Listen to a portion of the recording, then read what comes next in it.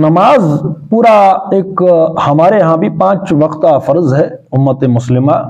تو نماز پورے دین کی علامت ہے.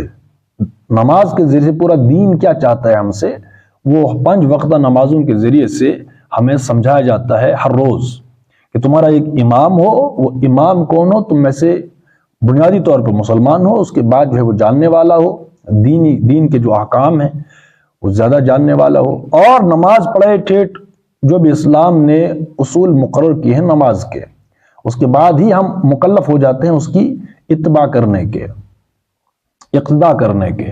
تو پھر اس کو بڑھا دیا گیا کہ اسی طریقے سے جب تم دنیا کی امامت کرنے لگو تو اپنا جو سردار ہے، اپنا جو امیر ہے، اپنا جو لیڈر ہے وہ ایسا ہونا چاہیے بنیادی طور پر مسلمان، اور اس کے بعد احکامات کو جاننے والا، دین کے اصولوں کو جاننے والا، اور وہ تمہیں چلائے ویسے ہی جیسے کہ تم مسجد کے اندر نماز پڑھتے ہو، یعنی ٹھیٹ قرآن و سنت کے اصولوں کے مطابق. اس کے بعد تم پابند ہو اس لیڈر کی اتباع کرنے کے.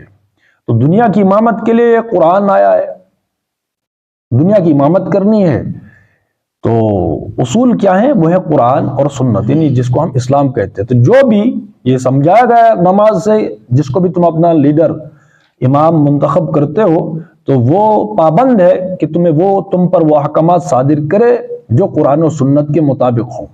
قرآن و سنت پلس جو قرآن و سنت میں اصول نہیں ہیں، تو پھر ایسے اصول جو ہے وضع کیے جائیں جو قرآن و سنت سے بنیادی طور پر یا بہر صورت ٹکرائیں نہ. اس کے بعد جو ہے امت مسلمہ جو بھی اقتداء کرنے والے ہیں وہ پابند ہیں کہ وہ اس امیر کی، اس لیڈر کی اتباع کریں. یہ نماز کی علامت ہے. اگر تو نماز میں امام جان بوجھ کر نماز میں کوئی غلطی کرتا ہے تو جو مقتدی ہوتے ہیں وہ پابند نہیں ہیں کہ اسی امام کے پیچھے وہ نماز پڑھیں، بلکہ نماز جو ہے دوبارہ سے ادا کریں اور دوسرے امام کا انتخاب عمل میں لائیں. بس سیم اسی طریقے جب دنیا کی امامت کرنے کے لیے مسلمان اٹھے اور ایسا ایک پوری ایک ریاست ہو اجتماعی طور پر، تو ایسے کو لیڈر بنایا جائے جو قرآن و سنت کے مطابق بہر صورت عمل کرتا ہو اور ایسے احکامات صادر کرے جو قرآن و سنت کے ہوں اور قرآن و سنت کے مطابق ہوں، وہ اصول ان سے ٹکرائے نہ. تو یہ ہے علامت نماز کی.